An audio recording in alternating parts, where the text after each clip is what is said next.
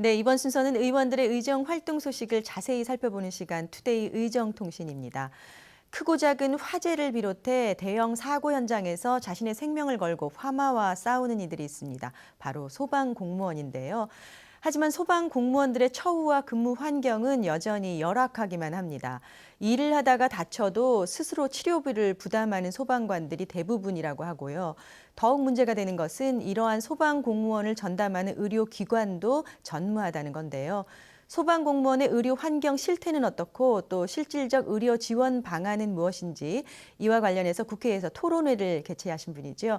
국회 기획재정위원장을 맡고 계신 새누리당 조경태 의원 스튜디오에 모시고 자세한 이야기 들어보도록 하겠습니다. 의원님 어서 오십시오. 네, 안녕하십니까. 반갑습니다. 먼저 의원님께서는 이번 20대 국회에서 기획재정위원장이라는 중직 맡으셨습니다. 책임감 무거우실 것 같고요.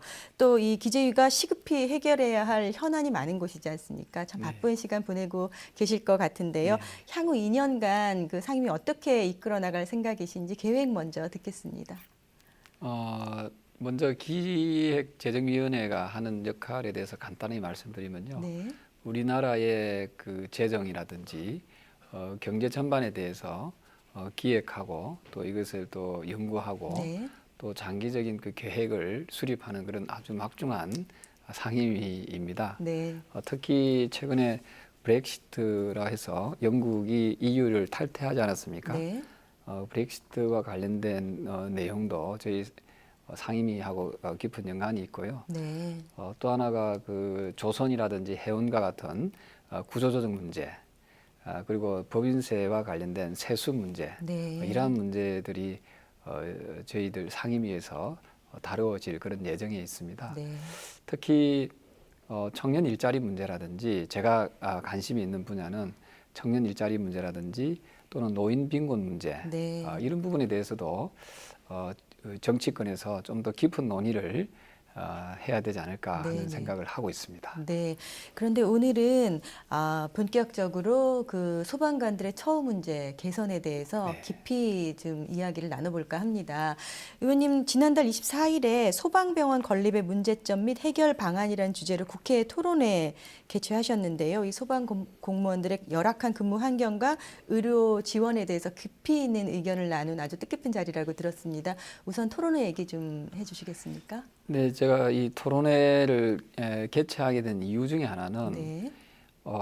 많은 그 매스컴을 통해서 그리고 이제 정치권에서도 국정감사 때마다 네. 이 소방 공무원분들에 대한 그 처우 개선에 대해서 얘기는 네, 나왔었습니다. 맞습니다. 예. 하지만 제가 현장에서 느낀 느낌을 얘기한다면은 거의 개선이 잘 안 되고 있지 않은가 네. 하는 생각이고 네. 제가 작년에 한번 좀 불시에 소방서를 한번 방문한 적이 있습니다. 네. 거기서 나온 그 여러 가지 얘기들 중에 우리나라에는 군에서는 16개의 그 군 병원이 운영되고 있고요, 전국적으로. 네. 또한 경찰 공무원 같은 경우는 경찰 병원이 있습니다. 네. 근데 최일선에서 우리가 119 이 아주 익숙한 그 전화 번호지 네네. 않습니까? 네. 우리가 다급해지면은 무조건 119를 119죠. 네. 누리는데 그 119에 근무하시는 소방관 아저씨들, 네.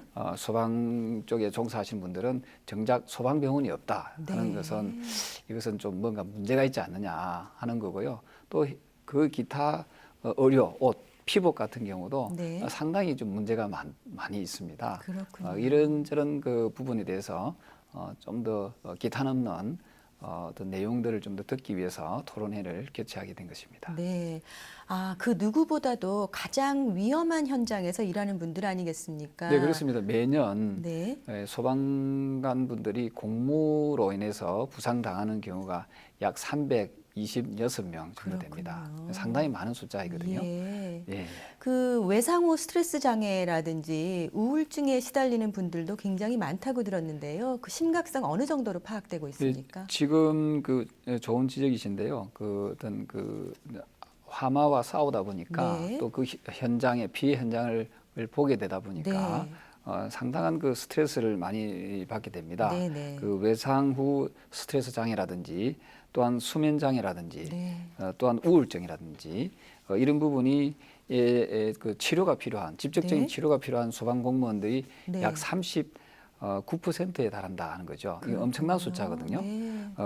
이러한 수치는 우리 일반인들에 비해서 4배에서 10배 정도의 네. 높은 수치로 네, 네. 보고 있습니다. 그래서 네. 상당히 그 소방 공무원분들이 소방관분들이 상당히 그 위험에 지금 그대로 노출되어 있다 하는 것을 저희들이 알 수 있게 되었습니다. 네, 충분히 예상할 수 있는 일입니다만 수치로 들으니까 참 크구나, 개선되어야 하겠구나 하는 생각이 듭니다. 방금 네. 말씀드렸던 일반인들의 4배에서 10배 정도의 그 어떤 높은 네. 심리 질환을 안고 있다는 것은 이거는 아주 심각하다는 거고요. 네. 사실은 우리 이 국민의 안전과 생명을 지켜주고 있는 분들이 소방공무원이지 않습니까? 네. 정작 근데 본인들의 안전과 생명은 아무도 책임지지 않는 이러한 행태는 저는 정말 개선돼야 될 상황이고요. 예. 그리고 정치권에 대해서도 저도 정치하는 사람으로서 반성합니다만은 네. 제가 직접 관련된 상임위는 아니지만은 네. 그래도 우리가 좀 지속적으로 이 문제만큼은 소방공무원분들의 그 처우 개선에 있을 만큼은 네. 여야가 저는 이견이 없다고 생각합니다. 그렇죠. 그래서 이 부분에서만큼은 20대 국회가 반드시 함께 해결해 주기를 같이 노력해 줬으면 하는 그런 바람입니다. 좀 더 속도를 내서 꼭 결론을 내야겠다 이런 말씀이신 것 같습니다. 네, 네. 그래서 이제 소방 공무원들이 직접적인 뭐 화상이나 외상이 아니더라도 이후 스트레스나 장애, 우울증을 겪고 있기 때문에 전문적인 의료기관으로부터 치료를 빨리 받을 수 있도록 이렇게 개선이 되어야 할 것 같은데요. 국회 차원에서도 그렇고 여러 가지 논의가 되다가 무산된 것들이 많더라고요. 네. 작년에도 10년 이상 논의된 소방병원 건립도 무산이 됐고 또 소방관 정신건강관리 예산, 또 119 구조장비 확충 예산도 무산됐다고 하던데요. 의원님, 이유는 어디에 있습니까? 그래서 앞서 말씀드렸던 대로 네. 우리 정치권에서 어떤 그 상황이 벌어지면 그때 반짝 네. 문제가 논의되다가 또 그 상황이 또 사라지면 또 이게 유야무야되는 이런 네. 어떤 악순환이 계속 좀 되어 왔다라고 보고 있고요. 네. 그래서 저는 좀 지속적인 그 논의, 토론이 있어야 된다는 생각이 듭니다. 네. 그리고 최근에 현실적인 문제이긴 합니다만은 그 경찰병원 같은 경우에는 네. 경찰병원이 있습니다. 근데 연간 한 300억 정도 적자 운영을 하고 있답니다. 네. 따라서 이제 행정기관에서는 소방병원을 지어도 내나 수백억의 적자가 나지 우려된다는 거죠. 않겠나, 이렇게. 그래서 또 현장에 있는 또 소방 공무원분들도 중앙에 이제 서울이죠. 서울의 소방병원에 이렇게 건립이 되면은 지방에 있는 소방공무원들은 올라오기가 참 어려운 상황이지 않습니까? 네, 네. 그래서 이분들은 조금 더 현실화된 주장을 하시는 겁니다. 네. 예를 들면은 가까운 의료기관에 언제든지 갈 수 있도록 그런 그 시스템을 네, 네. 그 의료 체계를 좀 잘 갖췄으면 좋겠다는 거 네, 하나 네, 하고요. 네. 또 하나가 의료비에 대한 실비를 네. 좀 정부가 지원해 주기를 바라는 겁니다. 그래서 네. 이런 좀 기본적인 부분만큼이라도 저는 이번 기회에 정부가 좀 더 그 재정 마련에 좀 더 네, 앞장서 주기를 기대합니다. 네, 실질적인 개선이 좀 필요한 것 같습니다. 네. 사실은 그 보통의 현실적인 계산만으로 돼서는 안 될 거라는 생각이 드는데요. 그 소방관들의 의료 지원이나 처우 개선 관련해서 토론회에서 이번에 좀 주목해야 될 만한 내용이 나왔습니까? 그래서 우리 그 소방 공무원분들, 소방관분의 그 특수성을 감안해서 네.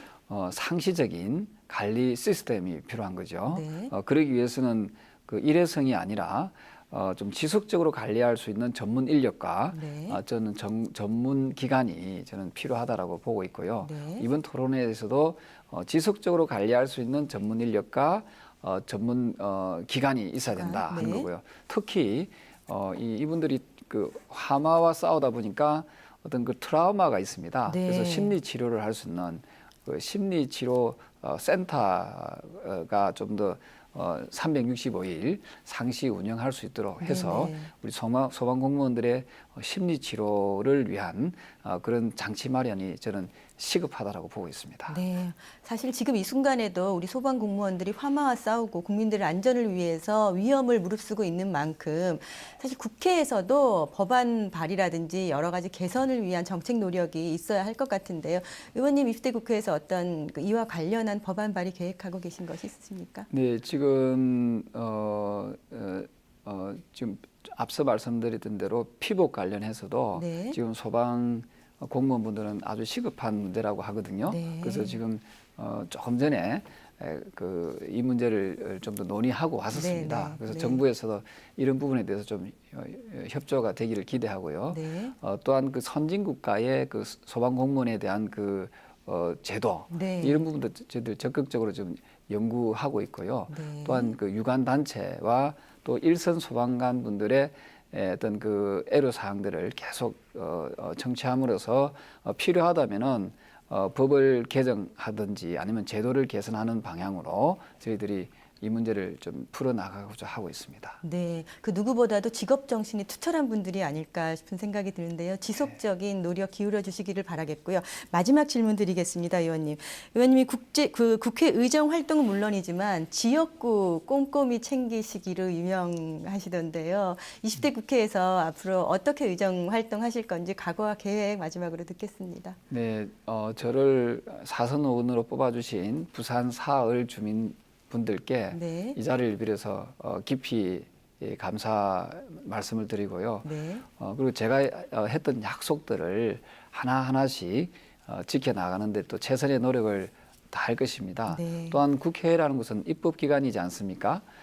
따라서 청년 일자리 문제라든지 노인 빈곤 문제라든지 중소기업에 대한 문제라든지 네. 어려운 서민들에 대한 문제라든지 또 민생에 대한 문제라든지 또 오늘의 그 주제와 같은 그 소방 관련 또는 법의 사각지대에 놓여 있는 네. 우리의 그 어려운 그 이웃을 위한 또 국민을 위한 그런 그 법과 제도 개선을 위해서 의정 활동을 더욱더 충실히 잘 하도록 하겠습니다. 네, 신뢰받는 활발한 의정 활동 기대하겠습니다. 의원님 네. 오늘 나와주셔서 감사드립니다. 네, 고맙습니다. 네, 지금까지 국회 기획재정위원장을 맡고 계신 새누리당 조경태 의원과 말씀 나눠봤습니다.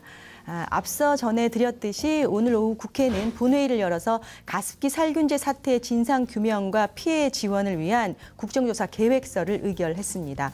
이제 국정조사 특위는 바로 내일부터 오는 10월 4일까지 90일 동안 본격적인 활동에 들어갈 예정인데요. 가습기 살균제 사태, 많은 사상자를 발생시키며 국민의 생명과 안전을 위협했던 사건입니다. 피해자들이 여전히 고통을 호소하고 있는 만큼 철저한 진상조사를 통해 사고의 원인을 명백히 규명하고 또 유사 사건의 재발을 막기 위한 제도적 개선책 마련에 최선의 노력을 다해야 하겠습니다.